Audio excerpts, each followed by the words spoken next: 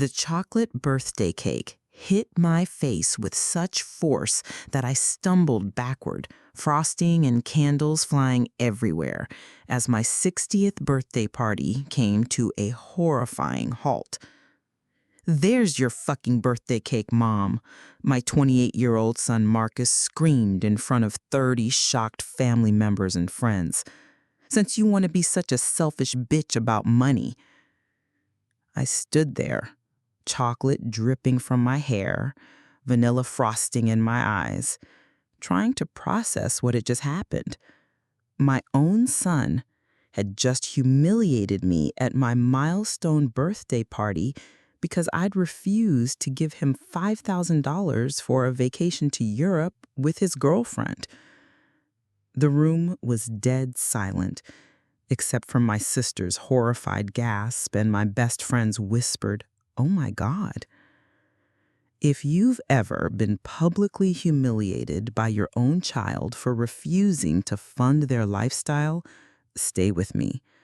Because what I did to Marcus after he destroyed my 60th birthday party will show you that some mothers know exactly how to serve revenge colder than birthday cake. My name is Patricia. I'm 60 years old, and this is how my son's tantrum became the best thing that ever happened to me.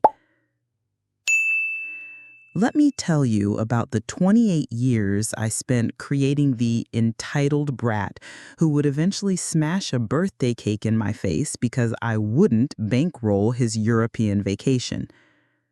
Marcus had been my miracle baby, born when I was 32 after years of fertility struggles. His father left when Marcus was 3, and I'd spent the next 25 years overcompensating for his absent father by giving him everything he wanted. "You're too generous with that boy," my mother used to warn me. "He needs to learn the value of money and hard work." But I couldn't bear to see Marcus disappointed or upset. When he wanted the latest video games, I bought them. When he needed a car for high school, I bought him a brand new Honda. When he struggled in college, I paid for tutors, extra classes, and even donated to ensure his graduation. "Marcus is so lucky to have you," other parents would say. "You've given him every opportunity." I thought I was being a good mother. I thought I was showing love through generosity and support. What I was actually doing was raising a man-child who believed he was entitled to my money whenever he wanted it. At 28, Marcus had never held a steady job for more than 6 months. He lived in my basement, drove a car I'd bought him, and had credit cards that I paid off whenever he maxed them out. "I'm still figuring out my career path," he'd say whenever I suggested he get serious about work. "I don't want to settle for just any job." "Marcus, you're 28 years old. Most people your age have been working for years." "Most people don't have the opportunities I have. I want to find something I'm passionate about." His passion seemed to be spending my money and playing video games in my basement. The latest drama had started 3 weeks before my 60th birthday when Marcus announced he wanted to take his girlfriend Brittany on a month-long trip to Europe. "It'll be amazing, Mom." He showed me pictures on his phone. "We want to do London, Paris, Rome, Barcelona. It's going to be the trip of a lifetime." "That sounds wonderful, sweetheart. How are you planning to pay for it?" "Well, I was hoping you could help us out. It's only about $10,000 for both of us." $10,000 for a vacation, when Marcus had never contributed a dime to household expenses and hadn't had a job in 4 months. "Marcus, that's a lot of money. Maybe you should get a job and save up for the trip." "Mom, you know how hard it is to find good jobs right now, and this is a once-in-a-lifetime opportunity. Brittany's never been to Europe. Then maybe Brittany should get a job and save money too." You're being really selfish about this. You have plenty of money. I did have money. I'd worked as a nurse for 35 years, lived modestly, and saved diligently for my retirement. But that didn't mean I owed my adult son a European vacation. Marcus, I'm not being selfish. I'm being responsible. If you want to travel, you need to earn the money yourself. Other parents help their kids with things like this. Other parents have kids who work and contribute to the household. So you're punishing me for not having a job? I'm not punishing you. I'm encouraging you to be an adult. The conversation had escalated from there, with Marcus becoming increasingly angry and demanding. He'd enlisted Brittany to guilt-trip me, had my sister call to tell me I was being too hard on him, and had even suggested I could take the money from my retirement savings. It's not like you're going to need all that money, he'd said. You could help us now and still have plenty left. Marcus, that money is for my future security. I'm not spending my retirement savings on your vacation. You're being incredibly selfish. I'm your only child. Being your only child doesn't entitle you to my life savings. As my 60th birthday approached, Marcus had become increasingly hostile about my refusal to fund his trip. He'd stopped speaking to me, except to make snide comments about my selfishness and greed. I can't believe you care more about money than your son's happiness, he'd said just days before the party. I care about your future, Marcus. Giving you everything you want isn't helping you become a responsible adult. Whatever, don't expect me to be happy at your stupid birthday party. I should have taken that as a warning. But I never imagined Marcus would humiliate me in front of everyone I cared about just because I wouldn't give him money. The party was supposed to be a celebration of my milestone birthday and my upcoming retirement. I'd invited family, friends, and colleagues to mark the occasion at my favorite restaurant. Everything had been perfect until Marcus arrived late, clearly drunk, with Brittany hanging on his arm looking embarrassed. Sorry, we're late, he'd announced loudly. We were discussing our European vacation that we can't take because some people are too selfish to help their own family. The room gone quiet, but I tried to smooth things over. Marcus, this isn't the time or place for this discussion. When is the time, Mom? When you're dead and I inherit your money anyway? That's when I knew the evening was going to be a disaster. What I discovered will make your blood boil. Sometimes the most devastating moments happened in front of the people whose opinions matter most to you. And watching my son destroy my 60th birthday party would become the catalyst for the most important decision of my life. The cake incident happened during what should have been the highlight of my party. My best friend Linda had ordered a beautiful 3-layered chocolate cake with "Happy 60th Birthday, Patricia" written in elegant script. Everyone had gathered around. The restaurant staff brought it out with 60 candles blazing. "Make a wish, Mom," my sister called out, her phone ready to capture the moment. I was about to blow out the candles when Marcus suddenly stood up from his table, swaying slightly from the alcohol he'd been consuming all evening. "Wait," he said loudly, "before Mom makes her wish, I want to say something." The room fell silent. I could see the concern on my friends' faces as they sensed the tension. "Marcus, please sit down," I said quietly. "This isn't the time." "No, this is the perfect time," he continued, his voice getting louder. "I want everyone to know what kind of mother you really are." "Marcus, stop," Brittany whispered, tugging on his arm. "My mother," Marcus announced to the room, "has plenty of money, but won't help her only son take a vacation with the woman he loves. She'd rather hoard her cash than see me happy." The embarrassment was overwhelming. My colleagues, my neighbors, my closest friends, all watching my son publicly attack me on my birthday. "Marcus, we can discuss this at home," I said, trying to maintain my dignity. No, we can't, because you refuse to discuss it at all. You just say no and expect me to accept it. You're an adult, Marcus. You should be paying for your own vacations. I'm your son. Family is supposed to help family. Family is supposed to respect each other, not make demands and throw tantrums. That's when Marcus snapped. He grabbed the beautiful birthday cake and, before anyone could react, smashed it directly into my face with such force that I stumbled backward. There's your birthday cake, Mom, since you want to be such a selfish about money. The room erupted. My sister screamed. Linda jumped up to help me. Several of my male friends moved toward Marcus, but he was already storming toward the exit. Marcus! Brittany called after him, but he was gone. I stood there covered in chocolate cake and vanilla frosting, my beautiful birthday dress ruined, my dignity shattered in front of everyone I cared about. Patricia, I'm so sorry, Brittany said, tears in her eyes. He's been drinking all day.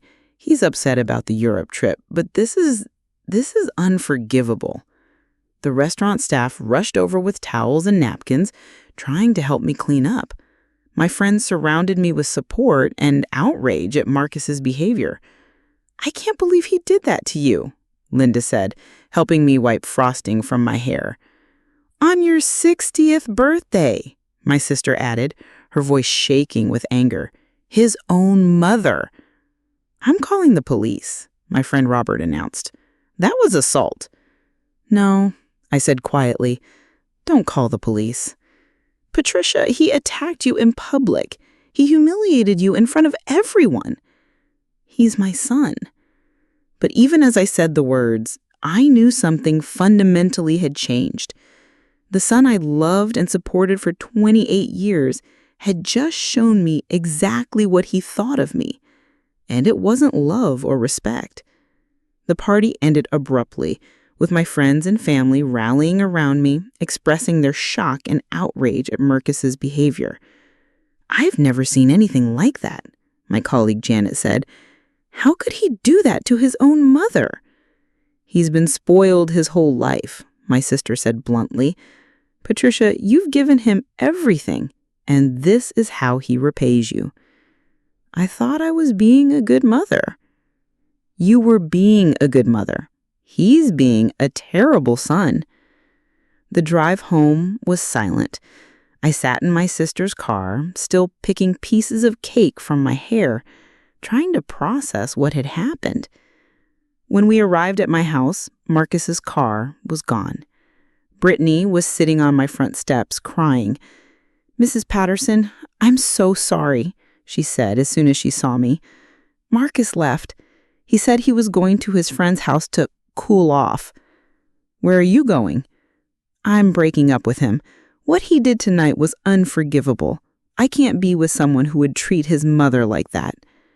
Brittany left, and I was alone in my house, still wearing my cake-covered dress, trying to understand how my milestone birthday had turned into the most humiliating night of my life. But as I stood in my bathroom, washing chocolate frosting from my face, I felt something I hadn't expected. Clarity. The truth was more devastating than I imagined. Have you ever had a moment when everything becomes crystal clear, when years of confusion and self-doubt suddenly make perfect sense? Standing in my bathroom at midnight, washing birthday cake from my hair, I finally understood that I hadn't been helping Marcus. I'd been destroying him. Marcus didn't come home that night, or the next day, or the day after that. He was staying with his friend Jake, according to the few text messages he sent, demanding that I apologize for embarrassing him and reconsider the Europe money. The audacity was breathtaking. He had assaulted me in public, humiliated me in front of everyone I cared about, and he wanted me to apologize to him? Patricia, you need to cut him off completely, my sister Carol said during one of her daily check-in calls. What he did was unforgivable. He's my son, Carol. He's a 28-year-old man who thinks it's acceptable to assault his mother for money. That's not a son. That's an abuser. Carol was right, but admitting it meant acknowledging that I'd failed as a mother, that 28 years of love, sacrifice, and support had created a monster instead of a man. I keep thinking about what I did wrong, I told Linda during lunch a few days after the incident. You loved him too much, Linda said bluntly. You gave him everything he wanted instead of teaching him to work for what he needed. I thought I was being supportive. You were being supportive, but support and enabling are two different things. Linda was right. I'd been enabling Marcus's irresponsible behavior for years, always bailing him out, always making excuses, always choosing his immediate happiness over his long-term development. What should I do now? You should change the locks, pack his stuff, and tell him he's no longer welcome in your house. I can't kick out my own son. Patricia, your son physically assaulted you because you wouldn't give him money. If anyone else had done that, you'd press charges. Why is it different because he's your child? Because I love him. Love doesn't mean accepting abuse. Love sometimes means setting boundaries and letting people face consequences. That conversation was the turning point. I realized that my unconditional support hadn't been love. It had been fear. Fear that Marcus wouldn't love me if I didn't give him what he wanted. Fear that I'd be a bad mother if I didn't sacrifice everything for him. That real love meant wanting what was best for Marcus, even if it was painful.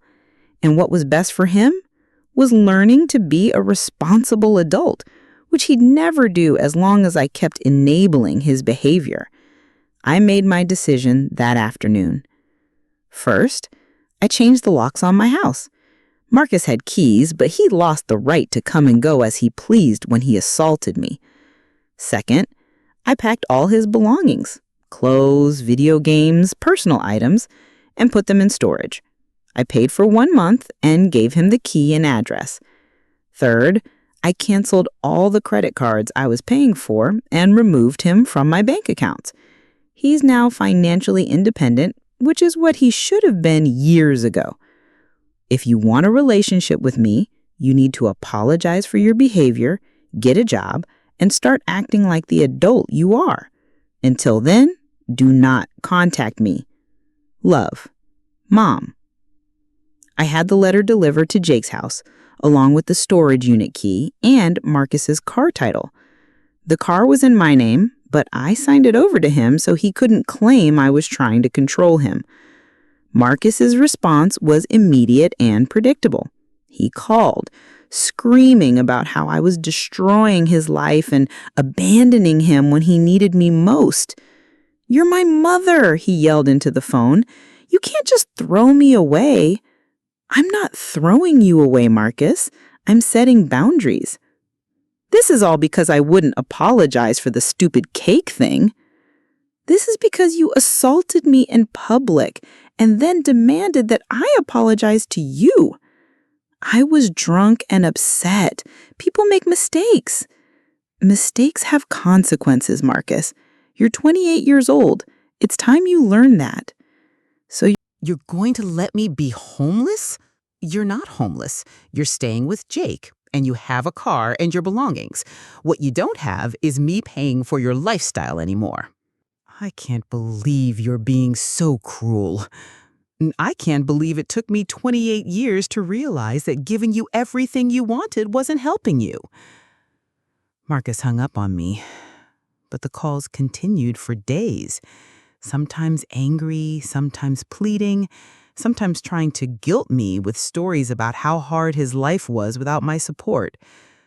I didn't answer any of them. Sometimes the best thing you can do for someone is to stop doing everything for them. And watching Marcus struggle without my financial support would prove to be the wake-up call he'd needed for years. The first month was the hardest. Marcus tried everything to get me to change my mind, Angry voicemails, guilt-inducing texts, and even showing up at my workplace to talk. "Mrs. Patterson, your son is here to see you," Janet said, clearly uncomfortable. "He seems upset." I found Marcus in the hospital lobby, unshaven and wearing wrinkled clothes, looking like he hadn't slept in days. "Mom, we need to talk," he said, approaching me with the same entitled tone he'd always used. "Marcus, I told you not to contact me until you're ready to apologize and change your behavior." "This is ridiculous. You're my mother. You can't just cut me off." "I can, and I have. You assaulted me at my birthday party, Marcus. That's not something I'm going to forget or forgive easily." "I said I was sorry about that." "No, you didn't. You said you were drunk and upset. That's not an apology. That's an excuse." "Fine. I'm sorry I smashed the cake in your face. Happy now?" "That's not an apology either. That's you saying words to get what you want." "What do you want from me?" "I want you to understand that what you did was wrong. I want you to get a job and start supporting yourself. I want you to treat me with respect instead of like an ATM." "I can't get a job without help. I need money for interview clothes, gas money, a security deposit on an apartment." "Then you'll have to figure it out, just like every other adult does." "You're being incredibly cruel." "I'm being what I should have been years ago. A parent who expects her adult child to be responsible." Marcus stormed out, but the visits continued. He'd show up at my house, my work, even my grocery store, always with the same demands for money and the same refusal to take responsibility for his actions. I held firm, even when it broke my heart to see him struggling. "Patricia, are you sure you're doing the right thing?" my friend Linda asked after Marcus had shown up at my house again, looking increasingly desperate. "I don't know," I admitted, "but I know that giving him money and letting him live in my basement wasn't working. He looks terrible. He looks like someone who's finally facing the consequences of his choices." Marcus had also started managing his own finances, something he'd never done before. "I have a budget now," he said proudly, showing me a notebook where he tracked his income and expenses. "I know exactly where every dollar goes." "Are you able to save any money?" "A little. Not much, but I'm building an emergency fund. Dr. Martinez says that's important for feeling secure and independent." "What's your goal with the emergency fund?" "To never have to ask anyone for money again.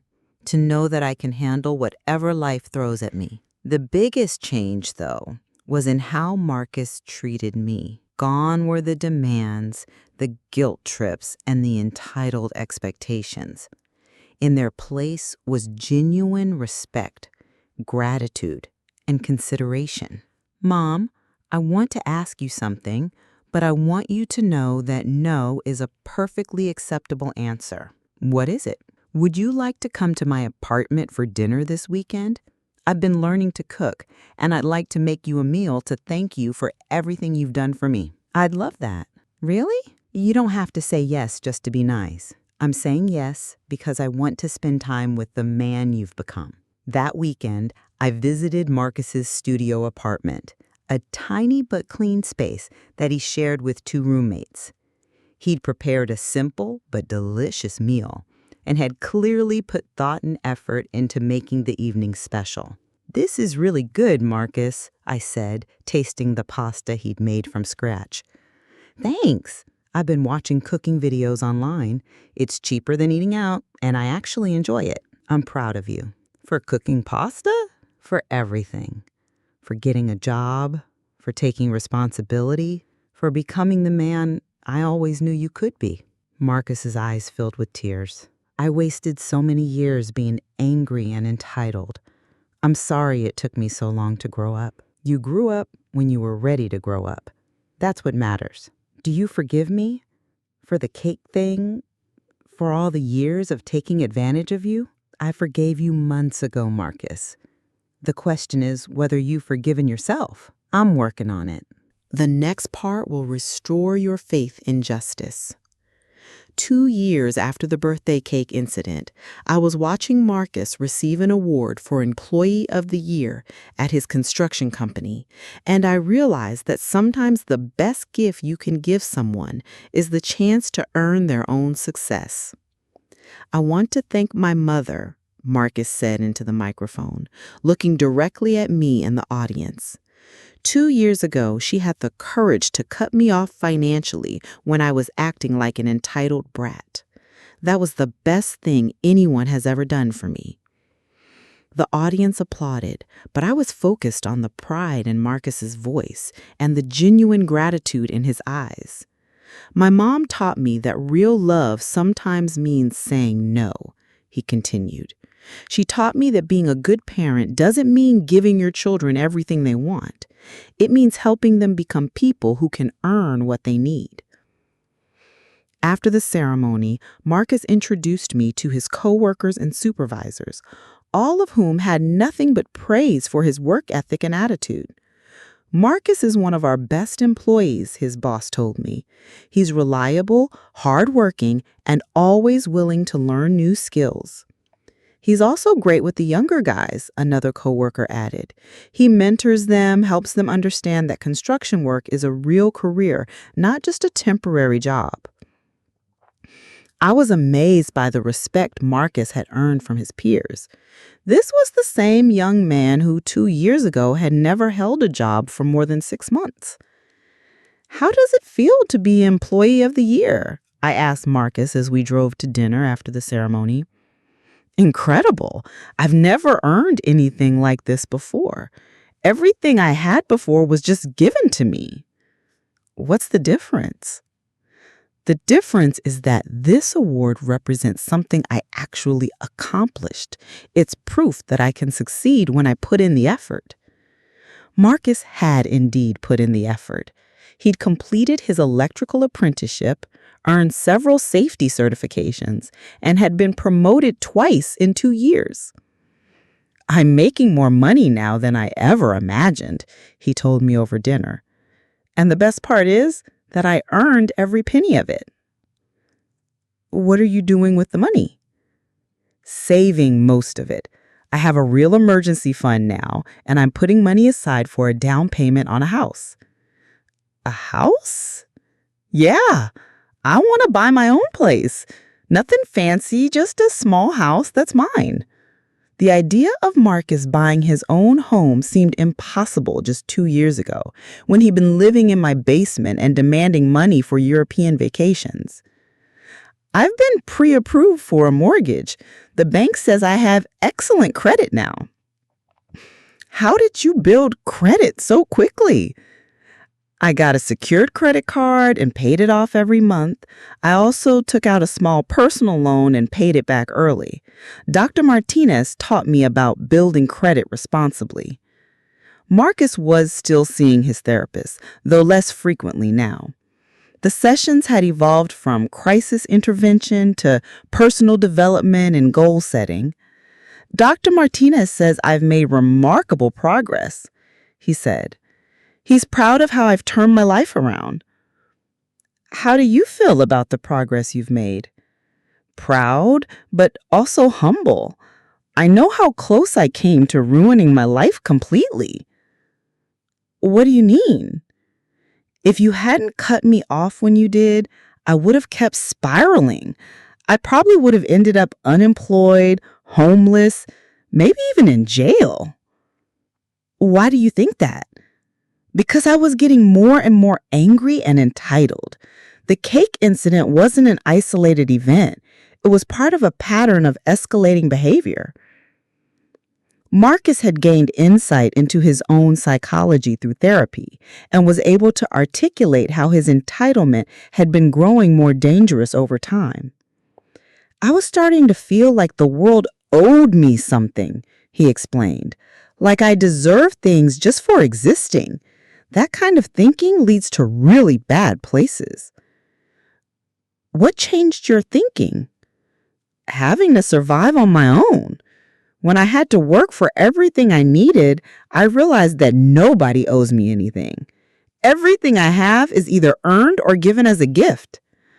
And gifts should be appreciated, not expected. Exactly. I took your generosity for granted for so many years. I thought it was my right instead of recognizing it as your choice. Our relationship had completely transformed. Instead of the one-sided dynamic where I gave and Marcus took, we now had a genuine friendship based on mutual respect and shared experiences.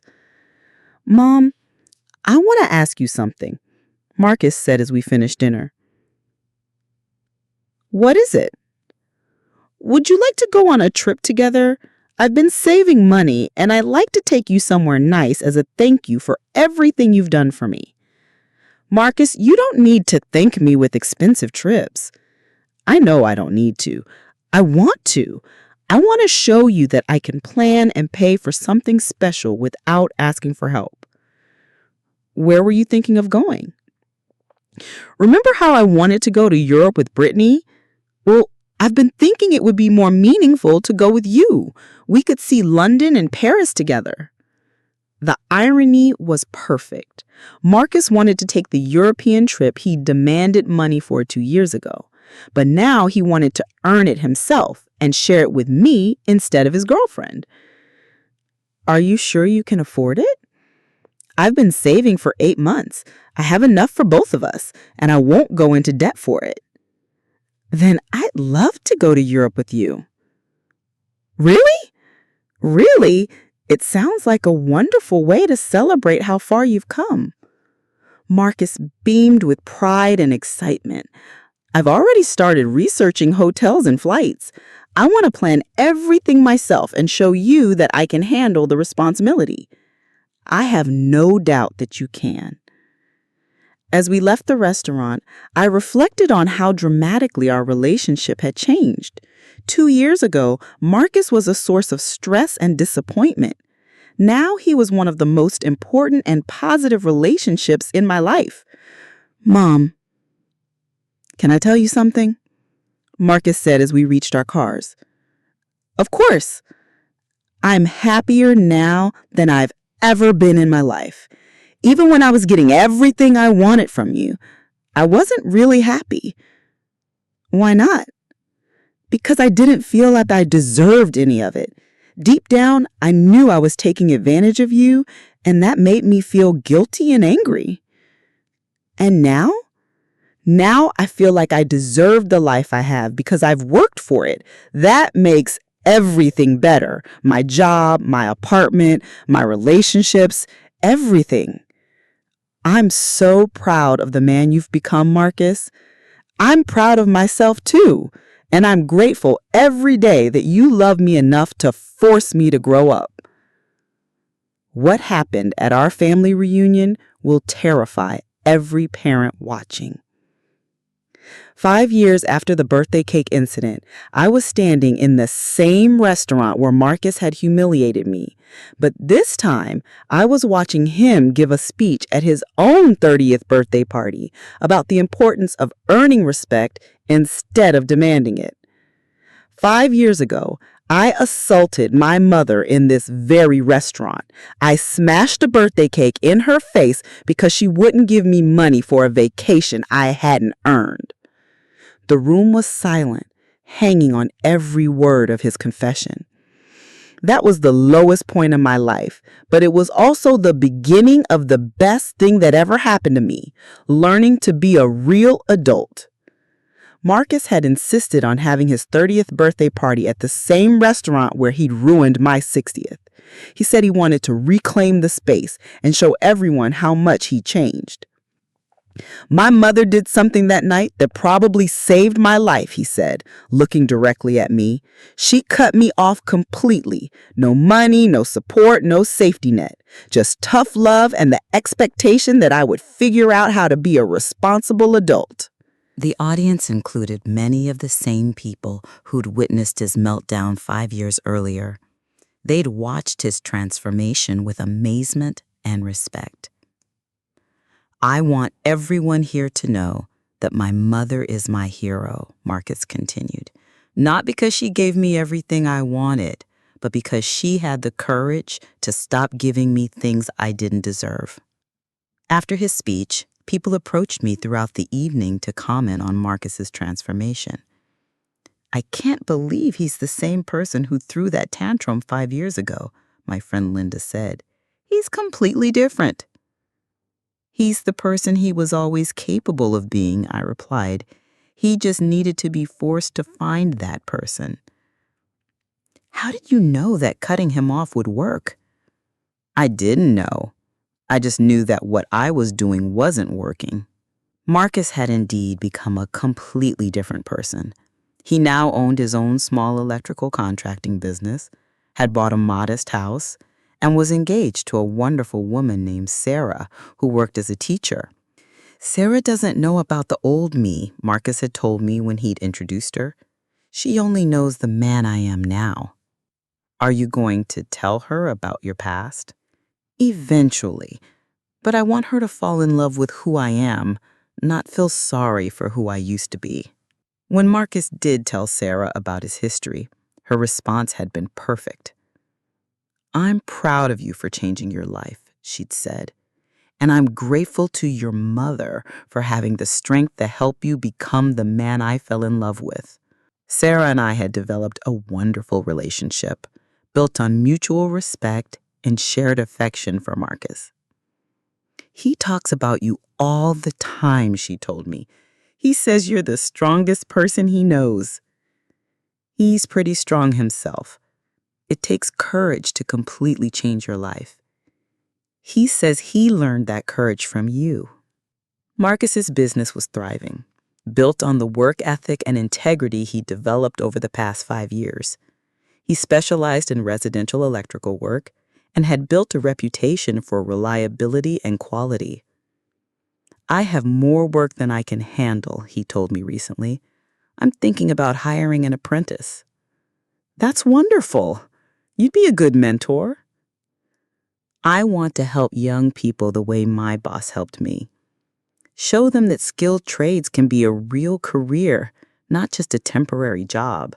Marcus had also become an advocate for tough love parenting, speaking at support groups for parents dealing with entitled adult children. The hardest thing a parent can do is stop helping a child who's capable of helping themselves, he'd tell audiences. But sometimes that's the most loving thing you can do. My mother saved my life by cutting me off. She forced me to discover that I was capable of much more than I'd ever imagined. His presentations were powerful because he spoke from both perspectives, as the entitled child who'd been cut off, and as the grateful adult who had benefited from tough love. Parents ask me all the time how they know when to cut off support, Marcus told me after one of his presentations. I tell them to look at whether their help is enabling growth or preventing it. What's the difference? If your help is teaching your child new skills or helping them through a temporary crisis, that's enabling growth. If your help is preventing them from facing consequences or learning responsibility, that's preventing growth. Marcus had also repaired his relationship with Brittany, though they remained just friends. She'd married someone else, but had reached out to congratulate Marcus on his engagement. She said she was proud of how I'd turned my life around, Marcus told me. She said I always knew I had potential, but I needed to find it myself. How did that make you feel? Grateful that she didn't hold my past against me, but also sad about the time I wasted being immature. You can't change the past, Marcus. You can only learn from it. I know, and I've learned a lot. The most meaningful part of Marcus's transformation was how it had affected our entire family. My sister Carol, who'd been skeptical about my decision to cut him off, had become one of his biggest supporters. You were right to do what you did, she told me. I thought you were being too harsh, but Marcus needed that wake-up call. It was the hardest thing I've ever done, but it was the right thing. Look at the man he's become. Marcus's success had also inspired other family members to set better boundaries with their own adult children. Watching Marcus's transformation made me realize I was enabling my own son, my cousin Janet told me. I stopped paying his rent, and within 6 months, he'd found a job and his own apartment. Tough love works when it's applied consistently and with clear expectations. Marcus is proof of that. As Marcus's 30th birthday party wound down, he pulled me aside for a private conversation. Mom, I want you to know that I think about that night 5 years ago all the time. In what way? I think about how close I came to losing you forever. If you hadn't been strong enough to cut me off, I probably would have escalated my behavior until you couldn't stand to be around me anymore. I never would have stopped loving you, Marcus. But you might have stopped liking me, and I wouldn't have blamed you. What matters is that we found our way back to each other. We found our way to something better than what we had before. Our relationship now is based on mutual respect instead of just obligation. I agree. And Mom, yes, thank you for loving me enough to let me fail. That was the greatest gift you ever gave me. Don't miss the conclusion, or you'll discover how losing everything I thought I wanted gave me everything I actually needed. 7 years after Marcus smashed that birthday cake in my face, I'm sitting in my garden on my 67th birthday, watching my son play with his 6-month-old daughter while his wife Sarah prepares lunch, and I'm amazed by how much joy can grow from the deepest pain. Grandma Patricia, look what Emma can do, Marcus says, holding up his daughter who's just learned to sit up on her own.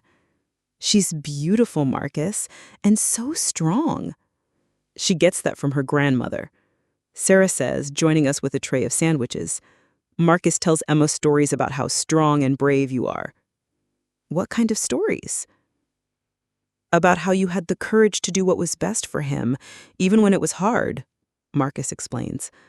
I want Emma to know that real love sometimes means setting boundaries. Marcus has become an extraordinary father, applying all the lessons he learned about responsibility and accountability to raising his daughter. I never want Emma to feel entitled to things she hasn't earned, he tells people, but I also want her to know she's loved unconditionally. How do you balance those two things? By loving her for who she is, not for what she does, but also by teaching her that actions have consequences and that respect is earned, not given.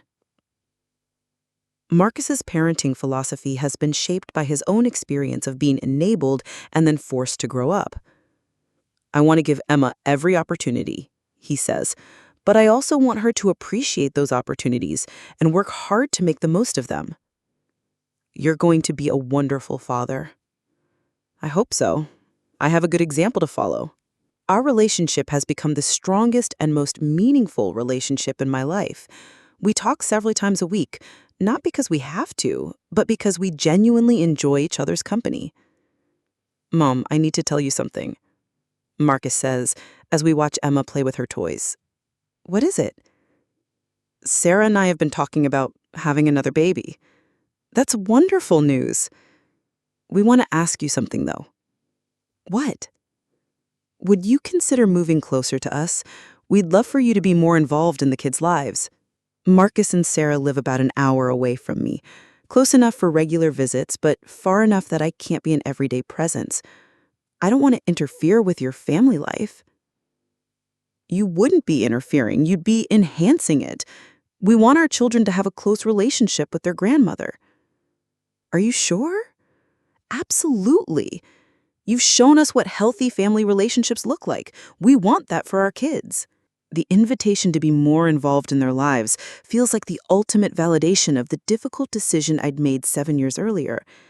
I'd love to move closer to you. Really? Really?